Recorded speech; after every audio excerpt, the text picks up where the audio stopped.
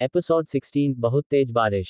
उन लोगों की बात सुनकर रिया कहती तो कुछ नहीं है पर मन ही मन में वह आदित्य पर गुस्सा करते हुए सोचती है, कुत्ता कमीना, इस जैसे बेवकूफ लड़के से तो मैं बात ही ना करूं। इससे क्या, मैं तो किसी भी लड़के से बात ना कर, और वैसे भी इस जैसे गधे से और अनपढ़ से तो कभी भी नहीं करूं। मुझे तो लड़का पसंद की नहीं, और इसकी स्कूल में टॉपर आने की बात पर तो ना कभी भी विश्वास ना करूं। ऐसे ही फेंक रहा था उल्लू का पट्टा, सोच रहा होगा कि लड़की है और उसकी बड़ी बहन भी है साथ में, तो चलो कुछ इम्प्रेस करने की कोशिश ही कर लो। और इसका बड़ा भाई भी कम नहीं है, वह बोलता है कि इससे तो ज्यादा स्पीड में गाड़ी मैं ही चला सकता हूं। बोल तो ऐसे रहा था कि इसने कोई गाड़ी चलाने का 1000 साल का कोर्स किया हो। बोल रहा था जैसे ट्रक चलाना कोई बच्चे का खेल हो। इसने भी मेरी बड़ी बहन को देखकर उसे इम्प्रेस करने का सोचा होगा, और मेरी बड़ी बहन भी गधी है, उसकी हाँ में हाँ भी मिला रही थी, जैसे उसे पसंद कर बैठी हो। और अपने पापा तो उसके कुछ लगते ही नहीं हो, और इसकी शक्ल को देखकर ही लग रहा है कि यह उससे इम्प्रेस हो चुकी है। हे भगवान, क्या आफत है ये। और इस लड़के की तो शक्ल मुझे पसंद नहीं है, और नाम भी नहीं है आदित्य। कैसा नाम है यह, नहीं वैसे दिखने में तो अच्छा ही है, पर मैं भी बारे में क्या सोच रहे हैं। फिर वह भी अपने रास्ते को देखते हुए चलने लग जाती है। वहीं पर कोई ऐसा भी था जो अपने आप को शहंशाह समझता हुआ सबसे पीछे चल रहा था, और वह आदित्य था। वह सोच रहा था कि अगर वहां पर कोई जानवर या फिर कोई मॉन्स्टर आ गया, और मॉन्स्टर कैसे आ सकता है। आदित्य हैरानी से धीरे से कहता है, अभी चलो मान लेता हूं, मुझे हीरो ही तो बनना है। फिर जैसे ही वह आगे से सब पर हमला करेगा, हम एकदम से रिया को अपनी गोद में उठा लूंगा और नीचे रख दूंगा। फिर मैं बनूंगा एक सुपर हीरो, और जोर का मौका उसके मुंह पर मारूंगा और उसे एक ही बार में मार डालूंगा। फिर रिया मुझसे कहेगी, अरे तुम ही हो मेरे सपनों के राजकुमार, मेरी हीरो, मेरी जान। ये सब सोचते हुए आदित्य खुश भी हो रहा था और अब बहुत हंस रहा था। उसको हंसता हुआ देखो उसका भाई उससे पूछता है, क्यों हंस रहा है, कहीं पागल तो नहीं हो गया। अरे नहीं, वह तो मैं सुपर कुछ नहीं, मैं ऐसे ही हंस रहा था। अभी तो ऐसे ही पागल होते हैं। अरे नहीं, मेरे को एक जोक याद आ गया। अच्छा, मुझे भी सुनाओ। तो यह बात है मेरे दोस्त की। वह मुझसे बोलता है, अगर गर्मी के मौसम में तुम घर से बाहर निकलते हो तो तुम्हें सूरज गले लगा लेता है। फिर वह जैसे ही घर से बाहर निकला, तब उसे सूरज ने गले लगा दिया, और वह सूरज और कोई नहीं उसका दोस्त था। अच्छा, तो तू इस जोक पर हंस रहा था। ये तो मुझे जोक भी नहीं लगा, ये तो कुछ घिसा पिटासा है जो तू मुझे 1-2 साल से सुनाता आ रहा है। आदित्य ने ये जोक जोर से कहा था, और फिर साहिल की बात सुनकर तो वहां पर मौजूद सभी हंसने लगते थे। वह सभी लोग साहिल की बात से ज्यादा आदित्य के जोक पर हंस रहे थे। वह हंसना नहीं चाहते थे, पर दिखावा कर रहे थे। रिया कहती है, ये जोक तो 1000 बार स्कूल में सुनाता है। उसकी बहन पूछती है, मतलब अरे ये पढ़ने के लिए तो जरा भी नहीं है, स्कूल में नहीं, मतलब पढ़ने में तो अच्छा है, पर इसने आज तक अपना जरा भी काम नहीं लिखा है और पूरा टाइम स्कूल में हंसता रहता है, और क्लास के हर बच्चे को देखकर हंसते हैं, क्योंकि यह अलग ही टाइप के जोक सुनाता रहता है, जिस पर ना चाहते हुए हमें भी हंसना पड़ता है, क्योंकि इसकी शक्ल देखकर ही हंसी आ जाती है। उस टाइम फिर सभी दोबारा से चलना शुरू कर देते हैं। फिर वह सभी रास्ते में चल ही रहे थे कि बादल के जोर से गरजने की आवाज आती है। फिर रिया के पापा कहते हैं, मुझे लगता है कुछ देर में बहुत तेज बारिश होने वाली है। आदित्य के पापा भी उनकी बात में हामी भरते हुए कहते हैं, मुझे भी ऐसा ही लगता है, अब हमें क्या करना चाहिए। तब रिया के पापा कहते हैं, कहीं पेड़ वगैरह के नीचे चल पड़ते हैं। कोई बड़ा का पेड़ देखो अंकल, यहाँ कहीं तो पेड़ नहीं है, पर मेरे को ऊपर वहां एक बड़ा सा पेड़ दिख रहा है। रिश्ते जोर से कहता है, अरे तो चलो ना, देर किस बात की। साहिल कहता है। फिर कभी जल्दी जल्दी चलने लगते हैं, पर रास्ते के बीच में ही बारिश होना शुरू हो जाती है। बारिश बहुत ही जल्दी शुरू हो गई थी और बहुत तेज होने लगी थी। फिर कुछ देर में वह सभी भीगते हुए वहां पेड़ के नीचे खड़ जाते हैं। ऊपर की ओर देखते हुए आदित्य के पापा कहते हैं, मुझे नहीं लगता यह बारिश जल्दी खत्म होने वाली है, क्योंकि यह बहुत ज्यादा बादल है, वह भी काले रंग के, मतलब बहुत तेज बारिश होगी। हाँ, मुझे भी ऐसा ही लगता है दोस्त, तो हमें क्या करना चाहिए, रिया के पापा कहते हैं। तब आदित्य के पापा कहते हैं, तुम देख तो रहे हो मौसम इतना खराब हुआ है, इस पर हम क्या कर सकते हैं, बस पेड़ के नीचे बैठे रहो, हम भीगेंगे तो नहीं। और यह भी एक कुदरती बात है कि इस पेड़ के नीचे बारिश की एक भी बूंद नहीं गिर रही है। हाँ, ये बात भी सच है। आदित्य झट से कहता है, ये गॉड ने हमें स्पेशल पेड़ दे दिया है उसकी बात पर, फिर ऐसा भागते लग जाते हैं। फिर कुछ देर बाद रिया के पापा उससे कहते हैं, बेटा तुम बड़े होकर क्या बनोगे, कॉमेडियन क्या? कुछ नहीं मतलब। तब साहिल कहता है, अरे ये कहता है कि यह मेरी कमाई पर ही जिएगा। उसकी बात सुनकर सभी हंसते हैं और रिया के पापा भी हंसते हुए कहते हैं, अच्छा तो तुम कुछ भी नहीं बनोगे। तब आदित्य कहता है, मैं भी आर्मी में ही जाऊंगा बड़े होकर। आर्मी में क्या बनोगे तुम? जो मेरा भाई होगा उससे डबल पोस्ट रखूंगा और अपने भाई से अपनी सेवा करवाया करूंगा। अच्छा तो तुम भी आर्मी नहीं जाओगे? चलो ये भी बहुत अच्छी बात है। फिर आदित्य के पापा पूछते हैं, वैसे तुम्हारी बेटी कब से आदित्य के स्कूल में पढ़ रही है? ज़्यादा टाइम तो नहीं हुआ है, बस तभी पहले ही साल है। अरे ये तो मुझे पता ही नहीं था। पहले किस स्कूल में पढ़ती थी भाई? अपना गुप्ता कावियार इंडियन स्कूल में। अरे चंद्रगुप्ता भाई के? हाँ हाँ, अरे उसकी तो 2-3 ब्रांच है ना, कौन से वाले में पढ़ती थी? तो अरे वही अपना पुणे वाली। अच्छा ये तो अच्छी बात है, स्कूल की पढ़ाई अच्छी थी, लेकिन हमारी स्कूल की पढ़ाई भी कोई बुरी नहीं है, ये तो उससे भी टॉप है। हाँ ये भी बात है भाई। फिर बारिश लगातार 4 से 5 बजे तक ही चलती रहती है। फिर आदित्य के पापा भी कहते हैं, अब तो बहुत ज़्यादा भी टाइम हो गया। फिर जब बारिश रुक जाती है तब रिया के पापा भी कहते हैं, अब वापस चल ही पड़ते हैं यार। वैसे भी जो पौधे हमने लेने थे वह भी हमने ले लिया है, और यह जगह देखनी थी वह भी देख ली। इससे ऊपर तो हम जा भी नहीं पाएंगे, तो ठीक है फिर चल पड़ते हैं, नीचे हैं। फिर एक एक कर सभी लोग नीचे की ओर चलने लग पड़ते हैं। अंधेरा होने लग पड़ा था। आप सभी अंधेरे में घने जंगल को पार कर ही रहे थे कि तभी उन्हें एक जोर की आवाज सुनाई देती है। वह किसी बहुत खतरनाक जानवर की आवाज लग रही थी। तब रिया के पापा कहते हैं, अरे रुक जाओ, ये तो कोई जानवर लगता है। तभी आके पापा अपनी जेब में हाथ रखते हुए कहते हैं, मैं तो अपनी बंदूक भी नहीं लाया। अरे मैं लाया हूं ना, जल्दी से सब मेरे पीछे आ जाओ। अरे एक मिनट पापा, आप अपनी गन का मैगजीन तो गाड़ी में ही रखा है? अरे नहीं, मैं 2 गोली लाया हूं, मेरी जेब में है। आदित्य के पापा उन्हें गाने लोड कर देते हैं। आप तो बड़े चालाक हो। तभी उसी समय बड़े बड़े पैरों की आवाजें सुनाई देने लग जाती हैं। वह आवाजें बड़ी जोर से आ रही थी। फिर कुछ देर में उनके सामने एक बड़ा भयानक जानवर उछलते हुए आता है रिया के पापा की और हमला कर देता है। तभी आदित्य एक बड़ा सा पत्थर उठाता है और उस जानवर की ओर फेंक देता है। जानवर का ध्यान उसकी तरफ जाता है। फिर जानवर उसके पास जाता है। उसी के साथ साहिल, रिया और प्रिया और उनकी मम्मियां खड़ी हुई थी। उस जानवर को अपनी ओर आता हुआ देख सभी वहां से भागने लगे। वह सभी भाग रहे थे कि उसने रिया को पकड़ लिया। रिया को खींचने लगा अपने दांतों से। आदित्य से ये सब नहीं देखा जा रहा था। प्रिया तो साहिल से लिपट गई थी और जोर जोर से रोने लग पड़ी थी। तभी आदित्य ने उस अजीब से दिखने वाले जानवर की ओर छलांग लगाई। एपिसोड 17, आदित्य को मिली शक्तियां। छलांग लगाने के बाद आदित्य उस जानवर से टकरा जाता है और टकराते ही उस जानवर का ध्यान उसकी तरफ केंद्रित हो जाता है और फिर वह उसकी तरफ गुस्से से देखता है और उसे अपने आप को गुस्से से घुरते हुए देख आदित्य डर जाता है और भागने लगता है, और फिर वह भयानक जानवर भी उसी के पीछे भागने लग जाता है।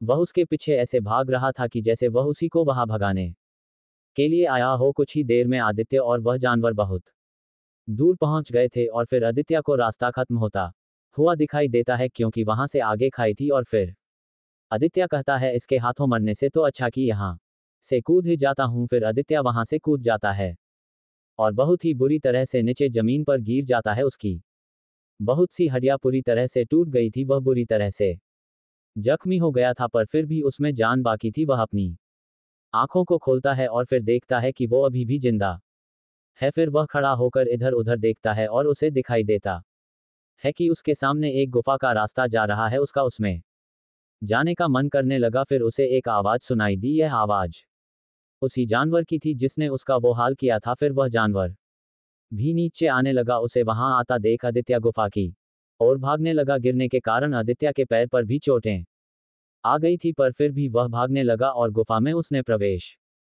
कर लिया। फिर कुछ आगे जाकर उसने देखा गुफा बंद होने के बावजूद अंदर से चमक रही थी। आदित्य को जरा भी डर नहीं लगा। वह चलता गया और फिर उसे वहां एक मैदानी जगह दिखी जो ऊपर से तो बंद थी, पर देखने में ऐसी लगी पूरी तरह से खुली हो वहां, इस वजह से क्योंकि वहां पर एक अलग ही रोशनी हो रही थी। ये देख ही आदित्य का मन उस ओर आकर्षित हुआ था। फिर आदित्य एक बार और आगे बढ़ने लगता है। फिर आज ऐसे ही थोड़ा आगे पहुंचता है, उसे बहुत तेज हरी, लाल और नीली रोशनी दिखाई देती है। फिर वह कहता है, अच्छा तो यहां से ही आ रही है इतनी सारी रोशनी, क्योंकि ऐसी तो लाइट भी नहीं बनी है आज तक कोई जो इतना बाहर तक जाए। फिर आदित्य उस चीज को देखता है जिससे रोशनी निकल रही थी। फिर उसे देखने के बाद आदित्य कहता है, अरे ये क्या है, धागे सा? नहीं नहीं, ये तो एक लॉकेट है, ये यहाँ पर क्या कर रहा है? अब इसे कोई इंसान तो यहाँ छोड़कर नहीं गया होगा। फिर उस लॉकेट को देखते हुए आदित्य अपना सीधा हाथ उसकी तरफ बढ़ा देता है। जैसे आदित्य अपना हाथ उस लॉकेट के ऊपर रखता है, उससे बहुत तेज बिजली चमकती है और फिर उसके कुछ देर बाद आदित्य के हाथ में वह लॉकेट होता है। उस लॉकेट को देखता आदित्य अब बहुत हैरान हो चुका था, क्योंकि उस लॉकेट को अपने हाथ में पकड़ लेने से ही वह अपने आप को बिल्कुल ताज़ा और नया महसूस कर पा रहा था। उसको कहीं पर भी दर्द नहीं हो रही थी। उसको जितनी भी चोटें आई थी वह सब भर चुकी थी और अब उसके अंदर नया एनर्जी फ्लो होने लगा था। फिर उसी हैरानी के साथ आदित्य उस लॉकेट को अपने गले में पहन लेता है। उसे गले में पहनने के बाद आदित्य को बहुत ही ज्यादा अच्छा लगता है। फिर वह कहता है, अरे इसने तो मेरे को फिर से पहले जैसा कर दिया और अब मुझे कुछ नया नया भी लग रहा है। तुझे देखता पीछे मुड़ जाता है और फिर जैसे ही वह भागता है, अब उसकी भागने की स्पीड उसे 50 गुना ज्यादा लगने लगी थी। फिर आदित्य वहीं पर रुक गया और उसने सोचा, अरे बाहर तो वह जानवर होगा, मैं बाहर भी नहीं जा सकता, तो अब मैं करूंगा क्या? वह उस जानवर के बारे में सोच रहा था कि उसे एक जोर की आवाज सुनाई देती है और बहुत सी जानवर की आवाज थी और वह जानवर की तरह बहुत तेजी से बढ़ा जा रहा था। कुछ देर में वह के सामने आकर खड़ा हो गया और चिल्लाने लगा और आदित्य उस जानवर के डर के मारे भागने लगा और वह जानवर भी उसके पीछे भागने लगा। पर इस बार आदित्य को पकड़ ही नहीं सकता था। उसे ऐसा लग रहा था कि उसके सामने कोई गाड़ी हो या कोई हवा का झोंका है, क्योंकि उस लॉकेट को पहनने बाद आदित्य की स्पीड बहुत ही ज्यादा बढ़ गई थी। फिर भागते भागते आदित्य गुफा से बाहर निकल जाता है, पर वह जानवर भी उसका ही पीछा करता रहता है। फिर कुछ देर बाद जानवर उसके ऊपर से छलांग मारकर उसके सामने खड़ा हो जाता है। वह देखकर आदित्य तो और भी ज्यादा डर गया। फिर उसने कहा, साले तू मेरी ही पीछे आया था, मुझे मारने आया था? अबे गधे, तुझे और नहीं दिखे क्या? जानवर ने आदित्य की तरफ से आग लगाई। मैंने अपनी आंखें बंद कर ली और अपनी मुट्ठी आगे कर दी। फिर जैसे ही जानवर उसके पास पहुंचा, एक जोर का मुक्का उस जानवर को मारने की कोशिश की और वह मुक्का उस जानवर को लग भी गया और वह बहुत दूर जाकर गिरा। फिर आदित्य ने देखा कि उसके हाथों से हरी रोशनी निकल रही है और उसके पास अब हल्क जितनी शक्ति आ गई है। फिर वह उस जानवर की तरफ दौड़ने की कोशिश करता है और कुछ देर में बहुत जानवर के पास पहुंच जाता है और जानवर को फिर से एक और मुक्का मारता है। इस बार जानवर भी आदित्य पर झपट्टा मार देता है, पर उससे आदित्य को कुछ खास फर्क नहीं पड़ता और वह कहता है, अजीब से दिखने वाले जानवर, आज तुम मुझसे नहीं बचेगा। तुझे मारने के लिए तो मुझे भगवान ने भी पावर दे दी। फिर आदित्य उछलकर एक मुक्का उसके मुंह में मारता है और वह जानवर बहुत दूर जाकर गिरता है। फिर वह जानवर बहुत ही ज्यादा तेज स्पीड से वहां से फरार होने लगता है और देखते ही देखते रिश्ते की आंखों से दूर चला जाता है। वह जानवर कोई 30 से 40 किलोमीटर तक चलता है। फिर उसे वहां एक गुफा दिखती है और वह उसके अंदर चला जाता है। उस गुफा का दृश्य भी उसी गुफा की तरह था जिसके अंदर कुछ समय पहले ही आदित्य को वह जादुई लॉकेट मिला था। और उस गुफा के अंदर पहुंचते ही और जानवर एक आदमी से कहता है, इंसान की आवाज में काम हो गया। तब वह आदमी करता है, बहुत अच्छी बात है, यही काम तो हमें करना था। अब हमने उसे बहुत दे दिया है, कुछ समय बाद उसे उसका इस्तेमाल करना आ जाएगा और फिर वही हमें बचाएगा। इतना कहकर वह आदमी और जानवर वहां से गायब हो जाते हैं और वह गुफा जो बहुत ज्यादा चमक रही थी वह भी खत्म हो जाती है। एपिसोड 18 आदित्य की नई शक्ति। उस गुफा के चमक के जाते ही वहां पर अंधेरा ही छा जाता है। दूसरी तरफ आदित्य, जो कि बहुत ही ज्यादा हैरानी में था कि उसके पास अचानक से इतनी शक्ति कैसे आई। फिर कुछ देर और उसी के बारे में सोचने के बाद आदित्य ने कहा, मुझे लगता है कि इतनी शक्ति मेरे पास इस लॉकेट को पहन लेने के बाद ही आई है। फिर आदित्य अपने हाथ से उस लॉकेट छूकर देखता है और फिर उसे पता चलता है कि वह लॉकेट गर्म है और उस लॉकेट के आगे जो मणि की तरह कुछ लगा हुआ है उससे 5 रोशनियां निकल रही है, जिसमें का ब्लू, रेड, ग्रीन और कुछ फीकी फीकी सी रोशनी निकल रही है और उसे मणि में भी वैसी ही रोशनी है बनी हुई है। वह देखने से बहुत ज्यादा आकर्षित करने वाली लग रही थी। फिर आदित्य ने सोचा कि जरूर शायद मुझे इतना तेज भागने की मदद किस लॉकेट नहीं की है, और तो और उस जानवर से बचने में भी उसी ने मेरी मदद की। फिर आदित्य अपने कपड़े देखता है और हैरानी से कहता है, अरे ये क्या, मुझे तो इतनी सारी चोटें आई थी, वह सब भी मुझे तो लगता है कि एक जादुई लॉकेट है जो भगवान ने मेरे लिए भेजा है। इस लॉकेट की वजह से तो मेरी सारी दर्द भी गायब हो गई। अरे अब तो शाम भी होने वाली है और मेरे मम्मी पापा भी मेरे बारे में सोचकर परेशान हो रहे होंगे। चलो जल्दी से चल पड़ता हूँ वहीं दूसरी ओर आदित्य की मम्मी को भी गहरी चोटें आई हुई थी और उसे हॉस्पिटल ले गए थे। दूसरी तरफ रिया अपनी बहन के साथ एक बेंच में बैठी हुई थी और रोए जा रही थी। उनका सिर्फ आदित्य के बारे में ही सोच रही थी कि जब जानवर ने उस पर हमला किया, जब उसका कोई घर वाला उसको बचाने तक नहीं आया और उसे आदित्य ने अपनी जान की परवाह किए बिना दिया को बचाने के लिए उस जानवर से पंगा लिया। रिया और आदित्य के पापा साहिल के साथ अभी तक भी आदित्य की तलाश में थे।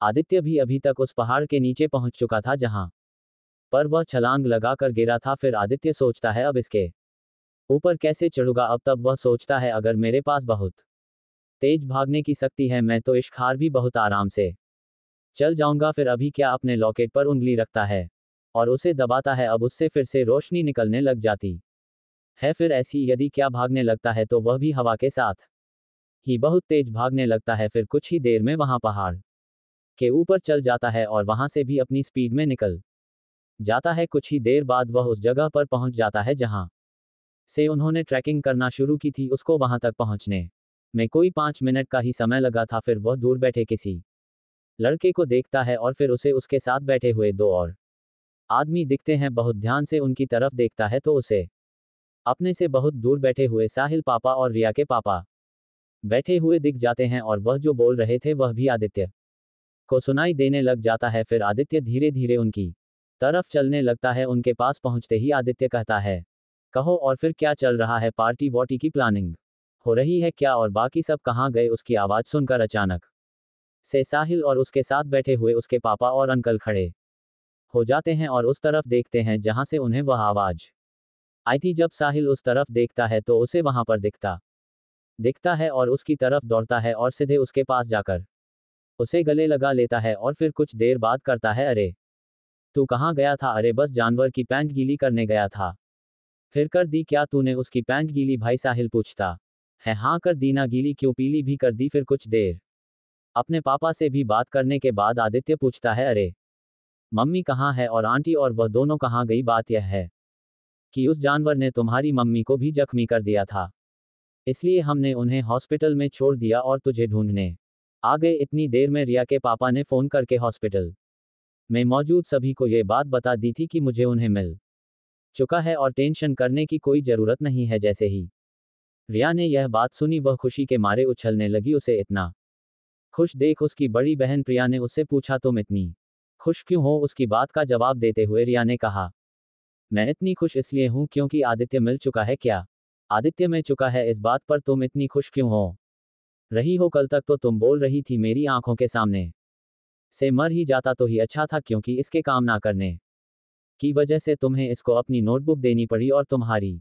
नोटबुक देने की बात सुनकर पूरा स्कूल तुम पर हंस रहा था। अपनी बहन की है बात सुनकर रिया की आंखों में आंसू आ गए। फिर उसने कहा ये बात मेरे मुंह से पता नहीं क्यों निकल गई थी। अगर उसे कुछ हो जाता तो मेरा क्या होता। प्रिया पूछती है मेरा क्या होता मतलब, इससे तुम्हारा क्या मतलब है। फिर उसका जवाब देते हुए रिया कहती है तुम नहीं समझ पाओगी। मैं क्या नहीं समझ पाएंगे। वह दोनों बात कर ही रहे थे कि उनके सामने से आदित्य उसके बड़े भाई साहिल के साथ वहां आता है और अपनी माँ के पास चला जाता है। आदित्य की माँ उसे देखकर बहुत खुश हो जाती है और उसके पास जाकर कहती है।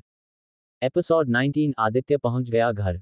कुछ देर अपनी माँ के सामने उनसे बात करने और उनसे मिलकर आदित्य पीछे की ओर बढ़ता है और उसे पर रिया दिख जाती है। रिया भी इस समय उसी को देख रही थी। वह अकेली थी। आदित्य को देखकर मुस्कुराने लगी। तब आदित्य पूछा क्या हुआ, तुम क्यों हंस रही हो मुझे देखकर। है रिया उसके बात का कोई भी जवाब नहीं देती है और उसे देखती ही रहती है। फिर वह आदित्य से पूछती है क्या तुम सिंगल हो। आदित्य हैरानी से बोलता है क्या पूछा तुमने, फिर से पूछना जरा। मैंने पूछा क्या तुम ठीक हो, मुझे तो कुछ और सुनाई दिया। विद्यालय का आदित्य दिखने में बहुत ज्यादा सुंदर भी नहीं था, पर लेकिन उसकी बॉडी को देखकर कोई भी लड़की उससे पहली नजर में ही फिदा हो जाए। दूसरी और रिया थोड़े से छोटे कद की, आदित्य के कंधे के बराबर, पर लेकिन उसकी सुंदरता को देख उसके उम्र के तो क्या बल्कि उसे कई साल बड़े और छोटे भी उसको पसंद करते थे। आदित्य को भी लड़कियों से शर्म आती थी, वह भी बाकी लड़कों की तरह नॉर्मल ही था। उसे उसके सामने खड़े रहने में, उनसे नजरें मिलाए रखने में दिक्कत हो रही थी और तुमसे बात करने में भी झिझक रहा था। फिर कुछ देर उसका हाल चाल पूछने के बाद वह फिर बोलती है वैसे मुझे लगता है तुमने अपना काम तो अभी तक शुरू भी नहीं किया होगा और मुझे तो नोटबुक। वह इतना बोलती है कि उससे पहले ही आदित्य ने कहा अरे मैं दे दूंगा तुम्हें नोटबुक, दे दूंगा तुमसे तो मुझे ऐसे ही डर लगता है, फिर रिया ने हंसते हुए कहा। क्या कहा, मुझसे डर लगता है, पर क्यों ऐसे ही? अच्छा ठीक है, तुम मुझे अपनी नोटबुक दे देना, तुम्हारा थोड़ा बहुत काम है, कर दूंगी। रिया की यह बात सुनकर देखकर हैरान और परेशान हो गया, उसे पसीना आने लगा, वह हक्का बक्का रह गया था। जो लड़की किसी लड़के से बात तक भी नहीं करती थी, और आदित्य से तो वह पहले से ही बहुत नाराज थी, उसका काम करने की बात कर रही है और उसे इतने प्यार से बात कर रही है। फिर आदित्य ने उसकी बात पर कहा कि मैं अपना काम खुद ही कर लूंगा, तुम्हें तकलीफ उठाने की जरूरत नहीं। फिर इतना बोलकर आदित्य वहां से निकल गया। उसकी यह बात सुनकर रिया को बुरा लगा, उसने बहुत प्यार से उसे यह बात कही थी, पर उसका जवाब सुनकर उसका मन ही उतर गया। उसे भी अब आदित्य पसंद आने लग गया था, खासकर कि तब से जब से उसने उस जानवर से उसकी जान बचाने के लिए अपनी जान दांव पर लगा दी थी।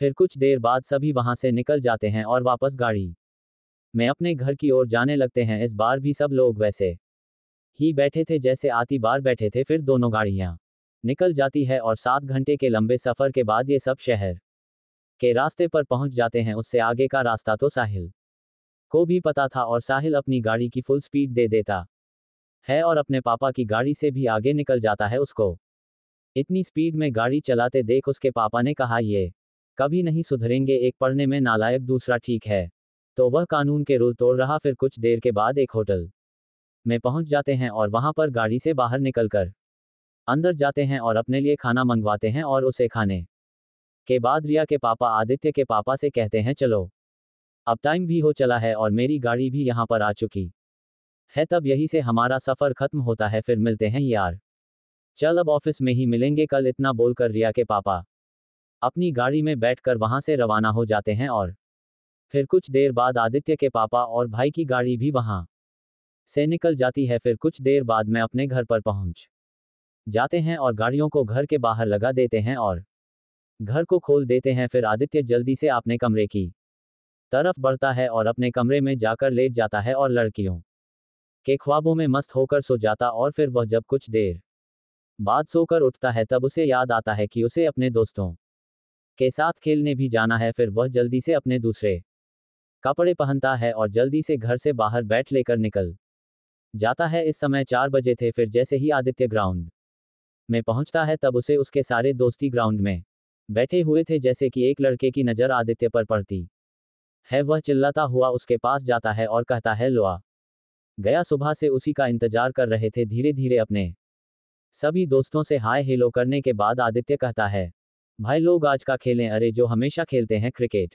हाँ तो आ जाओ, टॉस करते हैं, पहले टीम बनाओ। एक लड़का पीछे रहता है। वहां कुल 10 लड़के थे, उनमें अंकुश और शुभम भी शामिल थे। फिर अंकुश और शुभम आदित्य की टीम में आते हैं और 2 लड़के उसकी टीम में आते हैं। बाकी जो दूसरी कॉलोनी वाले थे वह हमेशा से ही दूसरी की टीम पर खेलते थे। फिर वह मैच खेलना शुरू कर देते हैं। मैच खेलने के बाद आदित्य की टीम जीत जाती है। फिर कुछ देर बाद वह लोग देखते हैं कि आदित्य का बड़ा भाई साहिल वहां पर आ रहा था। कुछ देर वह आकर आदित्य के सामने खड़ा हो जाता है। फिर कहता है, क्या कर रहे हो? दिख नहीं रहा क्या कि हम लोग क्या कर रहे हैं? आदित्य साहब ये बात चालाकी से कहता है। वह इतनी चालाकी से कहता है कि उसकी आवाज तो किसी को पहचान में ही ना आए और किसी और के ऊपर उसके बड़े भाई का शक जाए। फिर साहिल बोलता है, मुझे ये बात पता है कि किसने करी। तुम छोड़ो उस बेवकूफ आदमी को, वह तो पूरी दुनिया पर बोझ है। ये बात सुनकर दिखता तो चेहरा शर्म से लाल हो जाता है। उसके दोस्त उसका चेहरा देखकर हंसने लगते हैं। फिर वह कहता है कि मुझे भी अपने साथ खिलाओ, मैं भी खेलूंगा कभी। उसे आवाज आती है, अरे कौन है जो अकेले अकेले खेलने जा रहा है? हमको भूल गया। फिर जैसे ही साहिल यह आवाज सुनता है खुशी के मारे पागल हो जाता है और कहता है, रंजीत तू वह अंकुश का बड़ा भाई था? फिर वह देखता है कि उसके पीछे एक और लड़का आ रहा था। फिर वह उसे देखकर फिर से एक्साइटमेंट दिखाता है, अरे जीवन भाई, तुम जीवन शुभम का भाई था। एपिसोड 20 आदित्य बनेगा कमांडो। फिर वहां पर सभी मिलकर क्रिकेट खेलने लग जाते हैं। 2 घंटे तक क्रिकेट खेलने के बाद सब थक जाते हैं, बस आदित्य को छोड़कर। जब सबसे लॉकेट मिला था तब से उसके पास बहुत ज्यादा स्ट्रेंथ था चुकी थी। फिर कुछ देर बाद शाम हो जाती है और सभी अपने अपने घर की ओर जाने लग जाते हैं। 2 साल बाद एक ताजी सुबह चिड़ियाएं चहचहा रही थी, सूरज की धूप उन पर पड़ रही थी कि तभी एक आवाज आती है, बचाओ बचाओ, कोई तो बताओ। कुछ आगे जाकर देखते हैं तो एक बिल्डिंग पर आग लगी हुई थी। बहुत से लोग उस बिल्डिंग से बाहर निकल चुके थे, पर लेकिन एक औरत अभी भी चिल्लाई जा रही थी। चिल्लाते हुए वह कहती है, अरे मेरा बच्चा अंदर रह गया, कोई मेरे बच्चे को बचा बचा लो, वह इतना बोल ही रही थी कि उसके मुंह के सामने से एक नीले रंग की तेज रोशनी निकलती है और उस बिल्डिंग से टकराती है और कुछ देर बाद ही बिल्डिंग की आग बुझ जाती है। यह नीली रोशनी आदित्य वह बहुत ज्यादा शक्तिशाली हो चुका था। उसने 12वीं पास कर ली थी पर लेकिन कुछ कारणों की वजह से उसे घर से निकाल दिया था। उसका कोई ठिकाना नहीं था लेकिन अपनी शक्तियों की बदौलत वह आज तक जिंदा था। उसने आज तक कई हजारों करोड़ों लोगों की जान बचाई थी। फिर वह नीली रोशनी वहां से निकल जाती है और फिर बहुत देर तक भटकते रहने के बाद उसे रात के समय बारिश में एक आदमी चिल्लाता हुआ दिखता है। उसके पीछे 2 जानवर लगे थे और वह आदमी कोई और नहीं एस का वही SR कमांडो था। अब तक सुबह भी होने वाली थी। आदित्य ने अपनी कहानी उस आदमी को पूरी तरह से सुना दी थी। ठंड का मौसम था, इस वजह से उस आदमी ने वहां पर आग भी जला दी थी ताकि उन्हें ठंड ना लगे। फिर वह आदमी कहता है, अरे पर लेकिन तुम्हारे घर वालों ने तुम्हें क्यों निकाला? वह तो मैं तुम्हें तो क्या किसी को भी नहीं बता सकता। क्यों, ऐसी क्या बात है? बात समझ लो, कुछ सीक्रेट है। लेकिन तुम्हें अपने पिछले जन्म के बारे में कैसे पता चला? अरे पता नहीं, ये जब भी मैं सोता था तब मेरे सपनों मैं अपने आप ही आ जाती थी। मैं इसके बारे में बाप को ज्यादा कुछ तो नहीं बता सकता पर इतना आपको बताया है वह काफी है। फिर वह कहता है, मुझे लगता है कि अब आपके जाने का समय भी हो चुका है, आपको भी जाना चाहिए। फिर वह कमांडो बोलता है, हाँ तुम सही बोल रहे हो, ठीक है अब फिर कभी मिलेंगे अगर तुम हमारी एजेंसी में आए तो। इतना बोलकर वह आदमी अपनी शर्ट में लगा एक बटन दबाता है और वहां से हवा की तरह उड़ जाता है। फिर आदित्य भी अपनी जगह से खड़ा होता है और बोलता है, इसने तो मेरा टाइम बर्बाद कर दिया, मुझे लगता है कि मुझे भी उस एजेंसी में जाना ही होगा। फिर इतना कहकर आदित्य भागता है और नीली रोशनी के साथ उड़ जाता है। फिर वह उड़ते वही कहता है, लगता है मुझे भी उसकी मदद लेनी ही पड़ेगी। असल में उसका एक दोस्त भी एक सीक्रेट एजेंसी में काम करता था। फिर आदित्य को उसके पास जाता है और उससे पूछ लेता है, भाई मुझे एक बात बता, तू सीक्रेट एजेंसी में कैसे गया? तब उसका दोस्त बोलता है, तूने जाना है तो बोल, सीधा मेरे कच्चे चिट्ठे क्यों खुलवा रहा है? हाँ मुझे भी जाना है वहां पर, गधे ऐसी ही नहीं चले जाते हैं वहां पर। जाने के बाद तुम्हें पहले तो अपना एक टेस्ट क्लियर करना होता है, उसके बाद तुम एक नॉर्मल कमांडो बनोगे। फिर तुम्हें एक मिशन पास होगा जिसमें तुम्हें किसी और गैलेक्सी या फिर प्लेनेट पर जाकर सरवाइव करके वहां पर उस मिशन को कंप्लीट करना पड़ेगा। क्या बोला? मैं सांस कैसे लूंगा? और मेरी तो बीवी बच्चे भी नहीं है और मेरे पास तो पैसे भी नहीं है। गधे के बच्चे? क्या बोला? कुछ नहीं मैंने बोला गधी के कितने बच्चे होते हैं मुझे क्या पता, पैसे की बात है तो अगर मिशन कंप्लीट करते हो तो तुम्हें पैसे तो मिलेंगे और मंथली सैलरी भी मिलेगी। कितनी? आदित्य ने झट से पूछा। तुम नॉर्मल रैंक वाले कमांडो तो फिर तुम्हें 190 करोड़ हर महीने देंगे और अगर तुम एक मिशन पास करते हो तो उसका तुम्हें 5,000 से 50,000 करोड़ संख्या मिलेगी। फिर तुम्हें इस पैसे को किसी भी दुनिया के बैंक में ले जाकर इस्तेमाल कर सकते हो। आदित्य ने पूछा, किसी भी दुनिया के बैंक से?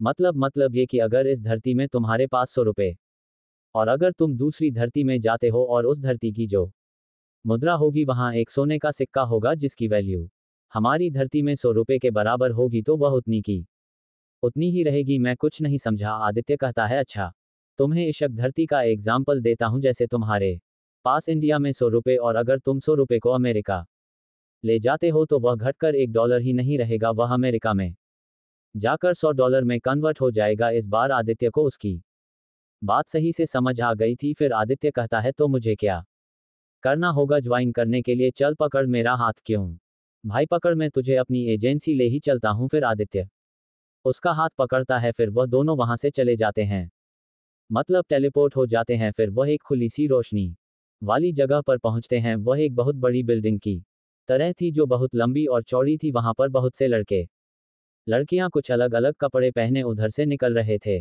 तभी आदित्य का दोस्त यूनिट 2X बोलता है और तभी उसके पास एक कार जैसा दिखने वाला पर उससे अलग जो हवा में उड़ रहा था वैसा डिवाइस आ जाता है। प्रदीप त्यागी नाम का लड़का आदित्य के साथ उसमें बैठ जाता है और वहां से निकल जाता है। हवा की सैर करते हुए आदि कहता है, अरे ये क्या है, बड़ा मस्त है। तब प्रदीप कहता है, जय यूनिट 2 का WX डिवाइस है, मतलब डिवाइन मल्टीबस कंपनी का ये डिवाइस बहुत ज्यादा पावरफुल है। यह एक साथ 50 बंदों को भी बहुत आराम से अपने साथ ले जा सकता है। फिर कुछ देर में वहां दोनों एक बड़े से ऑफिस के बाहर पहुंच जाते हैं। तो दोस्तों ये स्टोरी कैसा लगा जरूर बताएं।